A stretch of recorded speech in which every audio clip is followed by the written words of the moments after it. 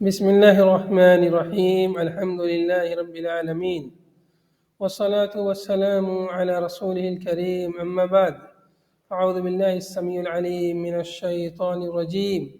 قال تعالى: فإذا قضيتم مناسككم فاذكروا الله كذكركم آباءكم أو أشد ذكرا، فمن الناس من يقول ربنا آتنا في الدنيا وما له في الآخرة من خلاق. قال المفسر رحمه الله في تفسير هذه الآية: فإذا قضيتم أديتم مناسككم أي عبادات حجكم بأن رميتم جمرة العقبة وطفتم واستقررتم بمنى.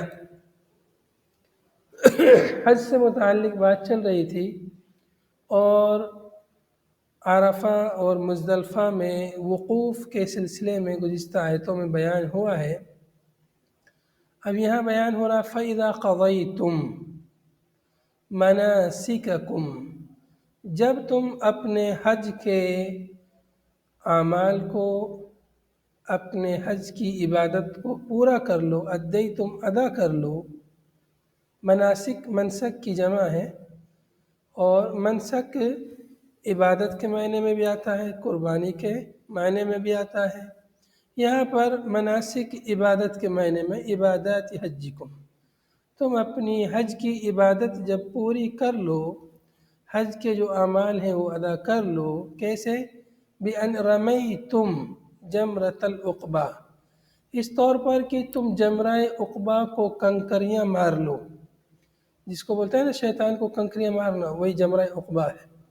شیطان کو کنکری مارنا نہیں رہتا ہے، وہ جمرہ کو کنکری مارنا رہتا ہے، شیطان کو رسوا کرنے کے لیے۔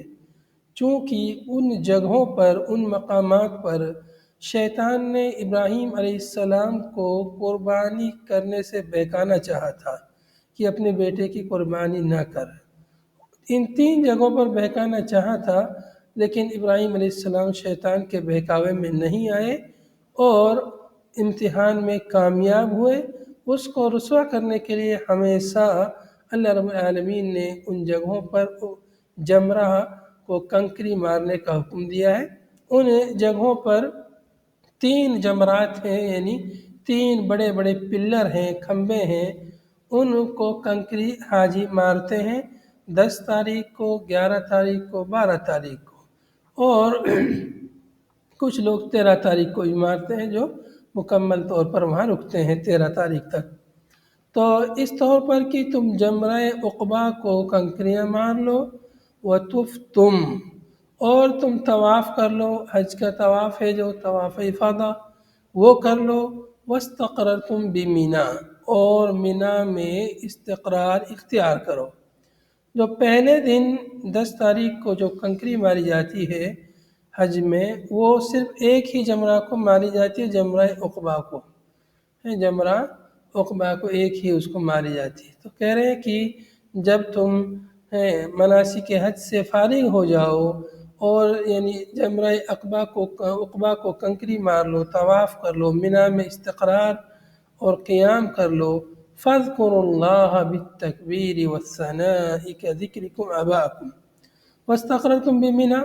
اب چونکہ 10 تاریخ کو کنکری مارنے کے بعد 11، 12، 13 تاریخ کی جو راتیں ہیں یہ مینا میں گزارنی رہتی ہیں، چاہے تو کوئی 10 اور 11 رات گزار لے، اور چاہے کوئی یہ 11 اور 12 گزار لے، چاہے کوئی 13 بھی گزار لے، اس میں اختیار ہے۔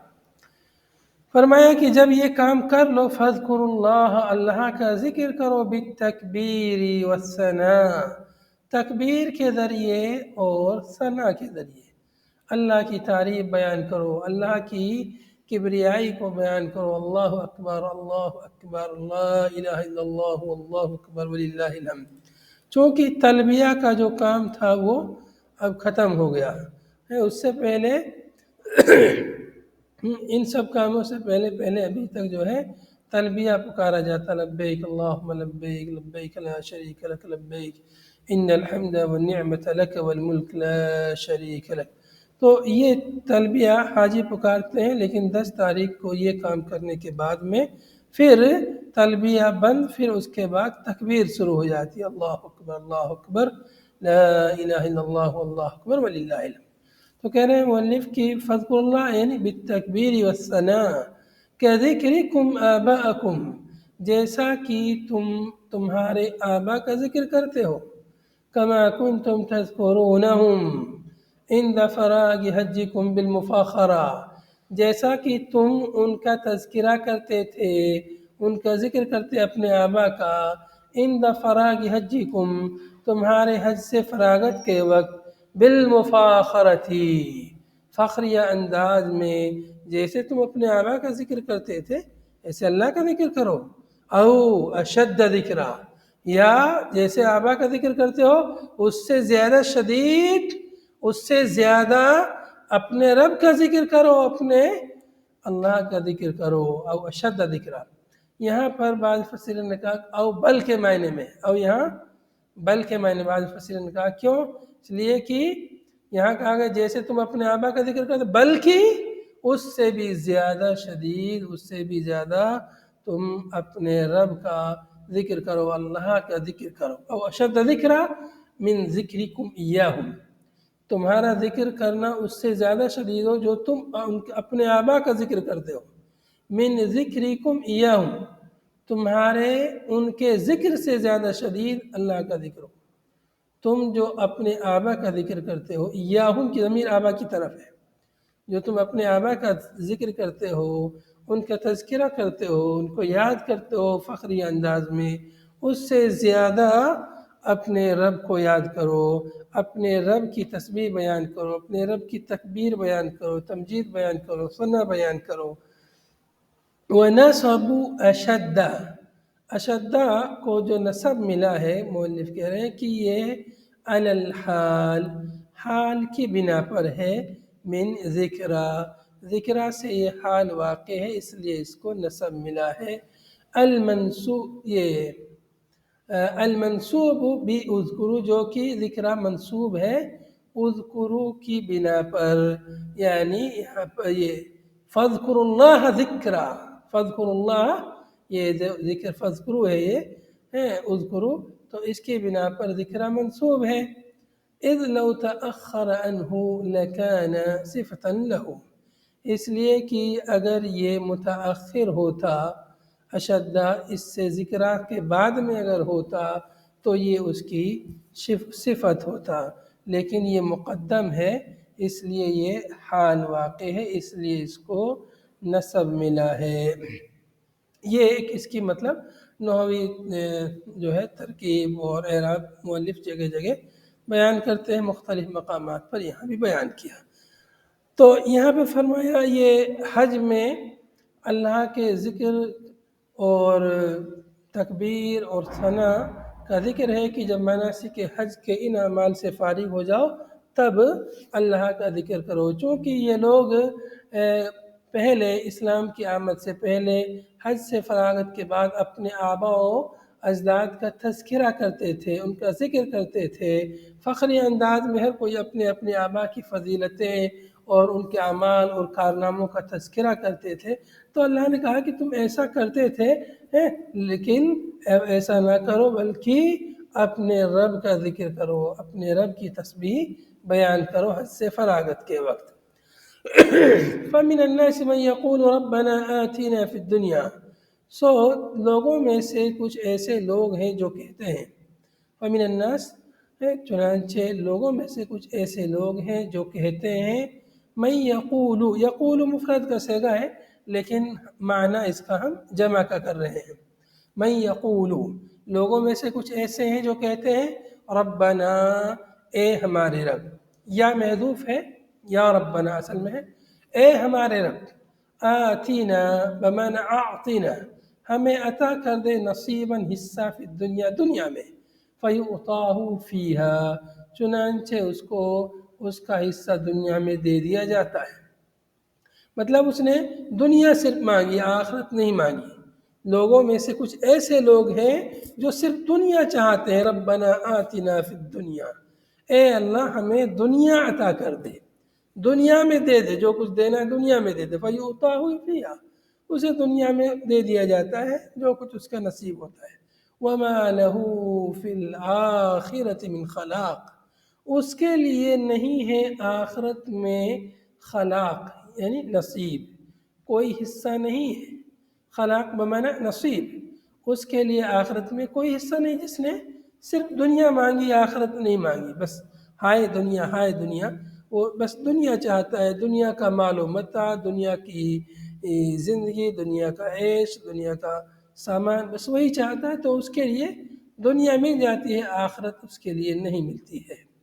وَمِنْهُمْ مَنْ يَقُولُ، اور ان میں سے لوگوں میں سے کچھ ایسے ہیں جو یہ کہتے ہیں، اس طرح سے دعا کرتے ہیں، من یقول، جو یہ کہہ کے دعا کرتے ہیں، ربنا آتنا فی الدنیا حسنہ وفی الآخرۃ حسنہ وقنا عذاب النار، اے ہمارے رب، آتنا، ہمیں عطا کر دے دنیا میں حسنہ، نیکی، اچھائی، نعمتن، حسنہ یعنی دنیا میں ہمیں نعمت عطا کر دے، وفی الآخرۃ حسنہ، اور آخرت میں بھی بھلائی عطا کر دے۔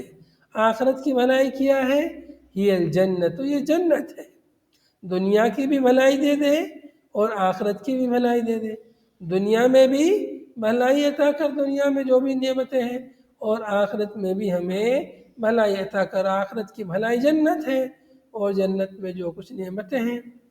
وقنا عذاب النار، اور ہمیں جہنم کے عذاب سے بچا، بعدم دخولها، اس میں داخل نہ کر کے، بعدم دخولها، جہنم کے عذاب سے بچا اس طور پر کہ ہم جہنم میں بالکل بھی نہ داخل ہوں، کچھ مدت کے لیے بھی نہ داخل ہوں، بالکل ہمیں جہنم سے ہمیں بچا۔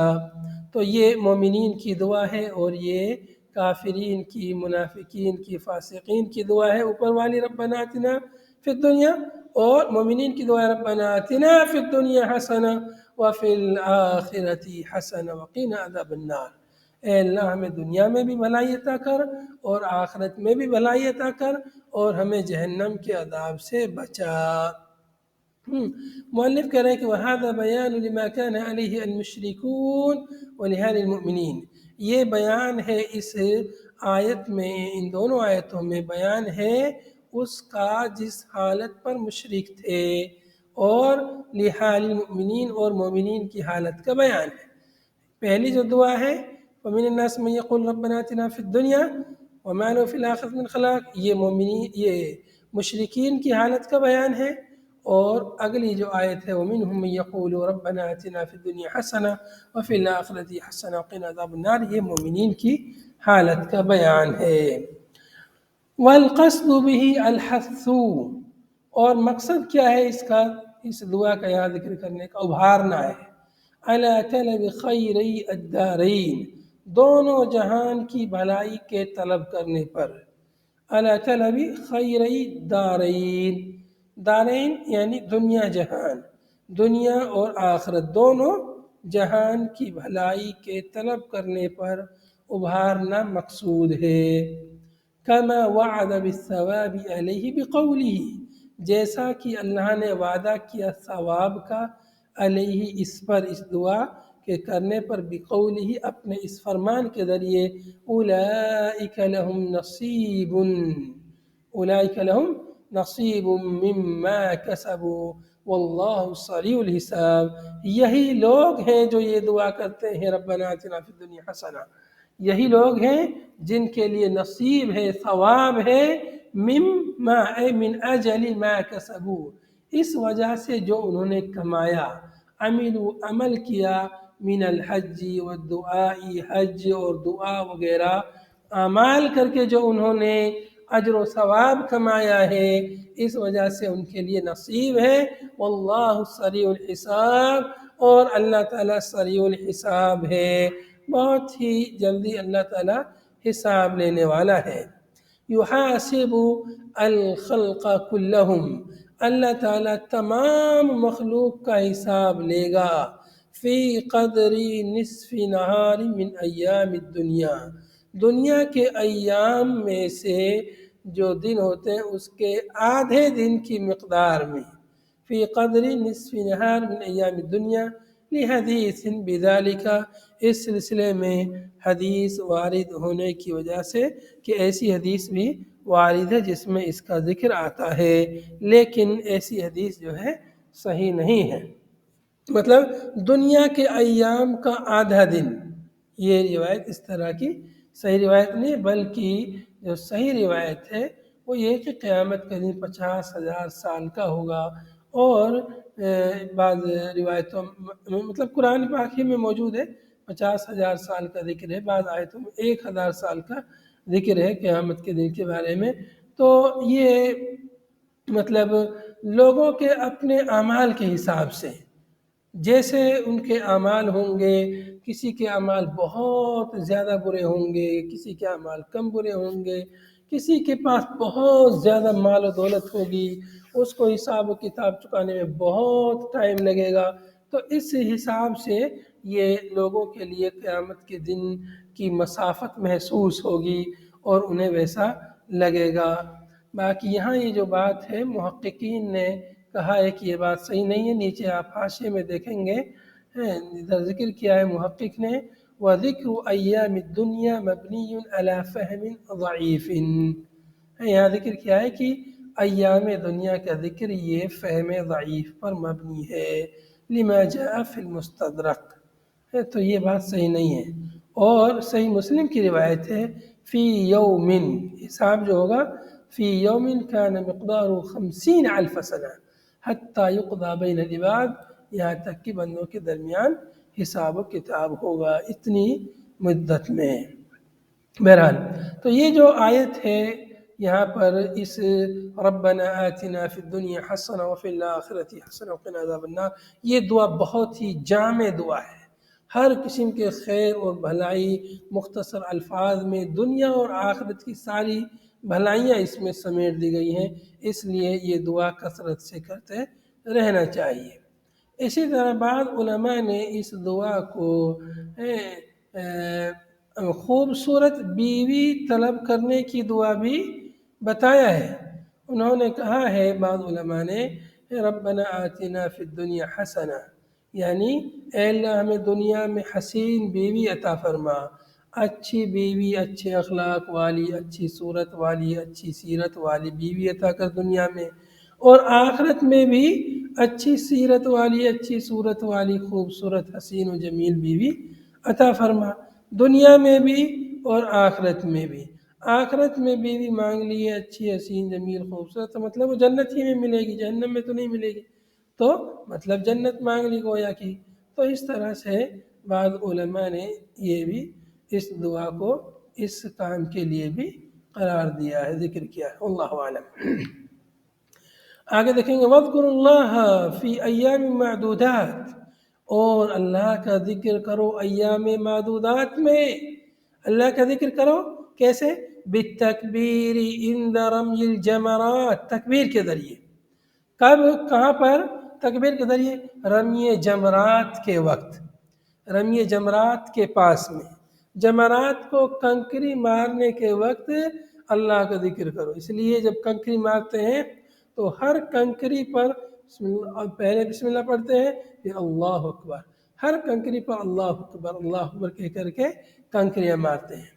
وَاذْكُرُوا اللَّهَ، اللہ کا ذکر کرو بالتکبیر عند رمی الجمرات، رمی جمرات کے پاس میں، رمی جمرات کے وقت میں تکبیر کے ذریعے اللہ کا ذکر کرو، فی ایام معدودات، گنے چنے دنوں میں، معدودات ای ایام التشریق الثلاثہ، ایام تشریق میں، ایام معدودات سے مراد ایام تشریق 11، 12 اور 13 تاریخ ذی الحجہ کی۔ فمن تعجل فی یومین فلا اثم علیہ، چنانچہ جو شخص جلدی کرے، ای استعجل بالنفر من منی، منا سے نکلنے کی جو جلدی کرے، منا سے حاجی لوگ 10 تاریخ کے بعد 11، 12، 13 تاریخ تک منا میں ٹھہرتے ہیں، لیکن جس کو جلدی ہے وہ 12 تاریخ کو بھی جا سکتا ہے، مطلب 12 تاریخ کو زوال کے بعد کنکریاں مار کر جمرات کو منا سے نکل جائے سورج غروب ہونے سے پہلے پہلے، اگر وہ سورج غروب ہونے تک نہیں نکلا تو پھر اس کو اگلی رات بھی مینا میں گزارنی ہے 13 تاریخ کی، پھر 13 تاریخ کی رات گزار کر کے پھر 13 تاریخ کو زوال کے بعد کنکریاں مارنی پڑیں گی۔ لیکن جس کو جلدی ہے 12 تاریخ کو کنکریاں مار کے وہ جا سکتا ہے۔ فی یومین فمن تعجل، چنانچہ جو شخص جلدی کرے، فی یومین 2 دنوں میں، 2 دن مراد فی ثانی ایام التشریق بعد رمی جماری، رمی جمار کے بعد میں ایام تشریق کے دوسرے دن میں جو جلدی کرنا چاہے، دوسرا دن یعنی کتنے تاریخ ہوئی؟ 12 تاریخ، یعنی 11 تاریخ کو بھی اس نے کنکریاں ماری اور 12 تاریخ کو بھی کنکریاں ماری، اور 12 تاریخ کو کنکریاں مار کے 2 دن میں ہی جو جلدی جانا چاہے جا سکتا ہے۔ فلا اثم علیہ، اس پر کوئی گناہ نہیں ہے، بالتعجیل، تعجیل کی وجہ سے، جلدی کرنے کی وجہ سے اس پر کوئی حرج نہیں، کوئی گناہ نہیں، جانا چاہے جا سکتا ہے۔ ومن تأخر بها، اور جو جلدی نہ کرے، تاخیر کرے، ایام تشریق میں تاخیر کرے، 13 تاریخ تک رکے۔ ومن تأخر بها، اور جو اس کے ذریعے ایام معدودات میں جو تاخیر کرے، حتی بات لیلۃ الثالث ورمى جمارہ، یہاں تک کہ رات گزارے، باتا رات گزاری اس نے، لیلۃ الثالث تیسری رات، تیسری رات یعنی ایام تشریق کی تیسری رات، ایام معدودات کی تیسری رات اس نے گزاری، مطلب ذی الحجہ کی 13ویں رات اس نے گزاری مینا میں۔ وَرَمَى جِمَارَهُ، اور پھر 13 تاریخ کو زوال کے بعد کنکریاں ماری۔ وَرَمَى جِمَارَهُ، یہاں زوال کا ذکر نہیں ہے، لیکن 11، 12، 13 تاریخ کو جو کنکریاں ماری جاتی ہیں ان کا اصل وقت زوال کے بعد سے شروع ہوتا ہے، نہیں 14 نہیں، 11، 12، 13۔ اور جو پہلے دن جو کنکری ماری جاتی ہے 10 تاریخ کو، وہ صرف ایک جمرہ کو ماری جاتی ہے، اور وہ زوال سے پہلے صبح صبح ہی وہ کنکری ماری جاتی ہیں۔ تو ومن تاخر، اور جو تاخیر کرے یعنی 13 تاریخ کو بھی کنکریاں مارے، فلا اثم علیہ بذالک، تو اس پر بھی کوئی گناہ نہیں ہے، یہ بھی کر سکتا ہے، بلکہ اس کو تو اور زیادہ ثواب ملے گا کہ یہ زیادہ دیر مینا میں ٹھہرا ہے اور زیادہ اس نے عبادت کی ہے، تو اس کو اور زیادہ اجر و ثواب ملے گا۔ ای مطلب کیا ہے آیت کا؟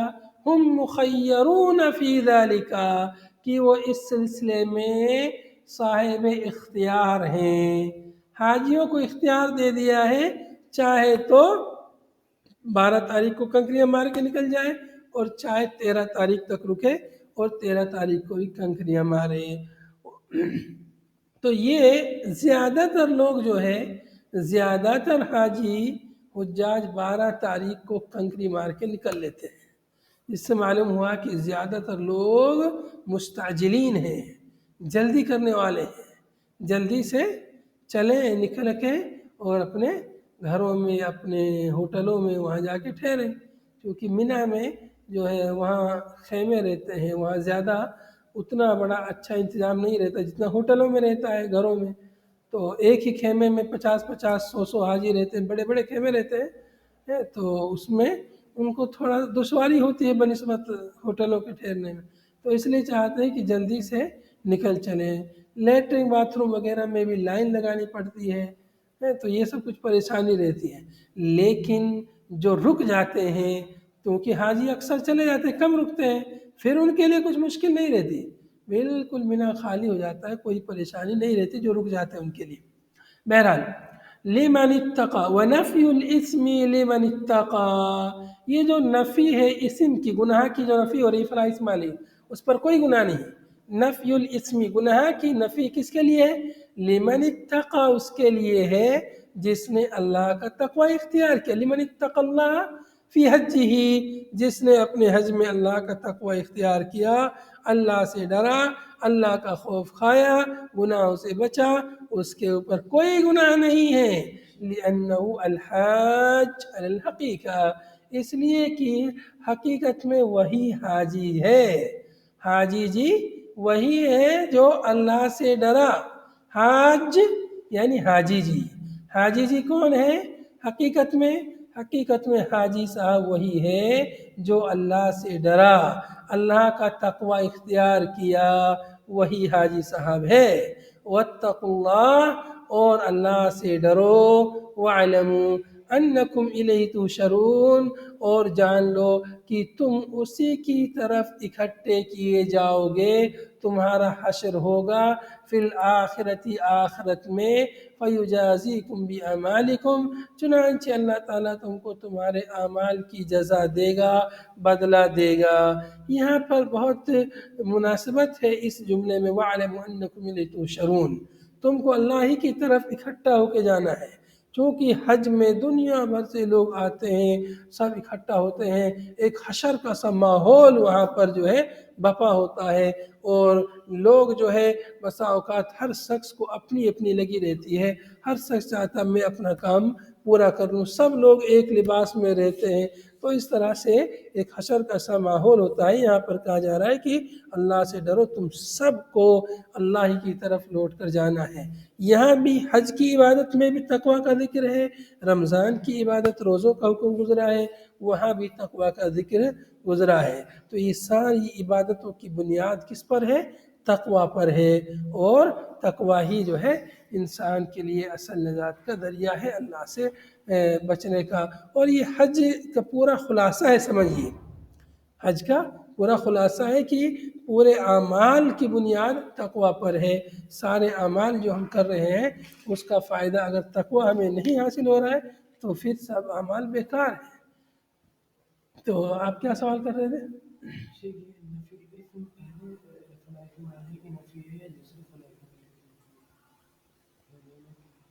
یہ جو ہے یہ یہاں پر جو پہلی جو بات ہے نا، یہ تو مطلب بالکل معقول والی بات ہے کہ جس نے جلدی کی اس پر کوئی گناہ نہیں ہے، جلدی کر رہا ہے وہ. لیکن جو دوسرا والا تاخیر کر رہا ہے وہ تو اچھا کام کر رہا ہے. دوسرا ہے جو تاخیر کر رہا ہے تو وہ اچھا کام کر رہا ہے، اس کے لیے مطلب فلا اسم علیہ، اس پر کوئی گناہ نہیں. تو یہ گناہ کا کام ہے نہیں کہ اس نے تاخیر کی ہے، لیکن پھر بھی نفی الاسم کہا ہے، اوپر بھی نفی الاسم کہا ہے، نیچے بھی نفی الاسم کہا ہے. تو ہو سکتا ہے کہ یہ جو دوسری یہاں پہ جو مؤلف نے کہا ہے وہ نفی الاسم، یہ دوسرے والے کے بارے میں کہا ہو، چونکہ دوسری جگہ نفی الاسم کی ضرورت نہیں ہے، وہ تو اور اچھا خیر کا کام کر رہا ہے. تو یہ اس کے لیے جو اللہ سے ڈرا، اللہ کا تقوی اختیار کیا. تو ایسا نہیں ہے کہ صرف اس کے لیے، دونوں کے لیے نفی الاسم ہے، چونکہ جو پہلے جا رہا ہے جلدی کر رہا ہے اس کے یہاں بھی تقوی ہے، ایسا نہیں کہ اس کے یہاں تقوی نہیں ہے، تقوی اس کے پاس بھی ہے، لیکن کسی وجہ سے اس کو جلدی ہے اس لیے وہ جا رہا ہے. تو نفی الاسم یہ ایک کے لیے نہیں، دونوں کے لیے ہے. اللہ عالم. جی کتنے کنکریاں مارتے ہیں شیخ؟ جی کتنے کنکریاں مارتے ہیں؟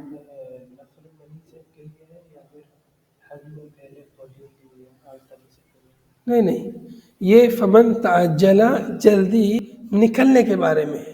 جب مینا میں حاجی لوگ حج سے فارغ ہو جاتے ہیں جمرات کنکری وغیرہ سے، تو ایک 12 تاریخ کو نکلنے کا ذکر ہے، مینا چھوڑنے کا ایک 13 تاریخ کو. تو جو 12 تاریخ کو نکلے گا مطلب یہ جلدی جا رہا ہے، اور جو 13 تاریخ کو رک رہا ہے مطلب وہ تاخیر کر رہا ہے، وہاں ٹھہر رہا ہے. تو جو جلدی کر رہا ہے وہ جلدی کرنے میں کوئی حرج نہیں ہے، 12 تاریخ کو بھی وہ مینا چھوڑ کے جا سکتا ہے. لیکن اگر رک جاتا ہے تو یہ بہتر ہے، اس لیے کہ ایک رات اور ایک دن اس کے لیے اور مل رہا ہے عبادت کرنے کے لیے مینا میں. جی کوئی اور سوال کر رہا تھا کچھ؟ جی شیخ میں پوچھ رہا تھا کتنے کنکریاں مارتے ہیں؟ کتنے کیا؟ کنکریاں. ہاں کنکریاں 7 کنکری ایک جمرے پہ ماری جاتی ہیں. 3 جمرات ہوتے ہیں، ہر جمرے پر 7 کنکریاں ماری جاتی ہیں 11 12 13 تاریخ میں، اور 10 تاریخ کو صرف ایک جمرے پر کنکری ماری جاتی ہے، جمرہ عقبہ پر. شیخ تینوں دن میں سے کوئی کسی ایک دن مارنا ہے نا؟ تینوں میں سے کیا؟ تین جو دن دیا ہے 3 دن میں سے کسی ایک دن مارنا ہے؟ نہیں، ہر دن हर दिन मारना है। ہاں ہر دن مارنا ہے، ہر دن مارنا ہے، بلکہ کسی کسی کا 4 دن بن جاتا ہے جو 13 تاریخ تک رکے گا۔ پہلا مطلب 10 تاریخ کو مارتے ہیں صرف ایک جمرے کو، 10 تاریخ کو، اور 11، 12 اور 13 تاریخ میں تینوں جمرات کو کنکری ماری جاتی ہے۔ جس کو جلدی ہوتی ہے وہ 12 تاریخ کو کنکریاں مار کے نکل لیتا ہے، اور جس کو جلدی نہیں ہے وہ 13 تاریخ تک رکتا ہے اور 13 تاریخ کو بھی کنکریاں مارتا ہے۔ سر ایک جمرہ حجم کتنا بڑا ہوتا ہے؟ جس کو کنکریاں مارتے ہیں، نہیں ہاں ہاں ہاں کنکریاں تو چھوٹی چھوٹی ہوتی ہیں، چنے کے دانہ اور اس سے تھوڑی بڑی ہیں، اور باقی جس پر کنکری ماری جاتی ہے جس پلر پر، وہ پہلے تو ایک چھوٹا پلر تھا، ابھی مطلب بہت بڑی ایک دیوار سی بنا دی گئی ہے، بہت بڑی ایک دیوار سے بنا دی گئی ہے، اور 4-5 منزل کا اس کو بنا دیا گیا ہے۔ اوپر سے بھی کنکریاں مارتے ہیں اوپر کی منزلوں سے، اور ان کے لیے بریج اور راستے دور سے بنا دیے ہیں اوپر جانے کے لیے، اور لفٹ بھی لگا دی ہیں، سیڑھیاں بھی لگا دی ہیں، دونوں طرف مینا میں پہاڑ ہے، اوپر پہاڑ سے بھی راستے دے دیے ہیں۔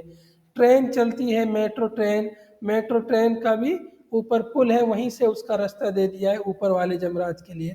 ابھی ماشاءاللہ کافی سہولتیں کر دی گئی ہیں الحمدللہ۔ سعودی حکومت نے بہت ہی کثیر تعداد میں اور بہت ہی خطیر رقم جو ہے مشاعر حرم پر خرچ کی ہے، اور بہت ہی یعنی بے حساب پیسہ سعودی حکومت خرچ کر رہی ہے۔ اللہ تعالیٰ ان کی خدمات کو قبول فرمائے۔ هذا وصلى الله وسلم على نبينا محمد وعلى آله وصحبه أجمعين. سبحانك اللهم وبحمدك نشهد أن لا إله إلا أنت نستغفرك ونتوب إليك. السلام عليكم ورحمة الله.